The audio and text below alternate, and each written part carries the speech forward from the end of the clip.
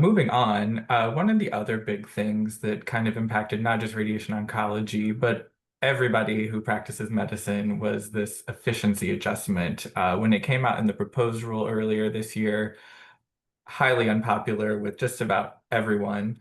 Um, but they went ahead and finalized it and are moving forward with it. Can you tell us a little bit more about how that works and how that's impacting you all? Yeah, and so the efficiency adjustment is an interesting thing. And so their idea behind it is if as a physician, if you're doing procedures, the more you do a procedure, the more efficient you get at it. So eventually it shouldn't take as long as when it was a new procedure, when you were still new at doing it. And so they're saying that when these codes are created and go through the RUC process, they're valued when they're new, and yes, they're occasionally brought up for revaluations, but not always. And so it's not accounting for these efficiencies. That's the argument that CMS has made.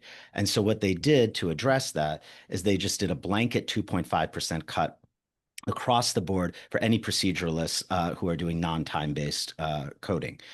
Um, but that is not science. That doesn't really take into account what codes are actually being done more efficiently.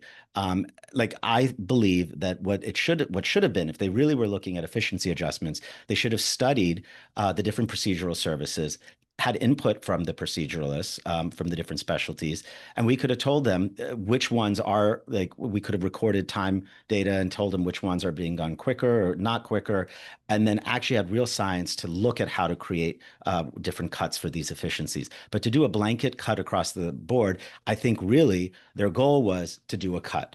And me speculating as Amar Rivari, I believe it's because there's pressures under budget neutrality. As proceduralists continue to increase and costs continue to rise for practice expense, it puts downward pressure on primary care because it's a budget neutral system, right? And so they want primary care to still be rewarded. And I get that. But I think the solution for that is to increase the pool. You need to have Congress make changes to allow primary care to get paid more for what they do, because what they do is so valuable. And it's not robbing Peter to pay Paul, but actually increasing the pool and doing real science behind if there's any efficiencies that are there.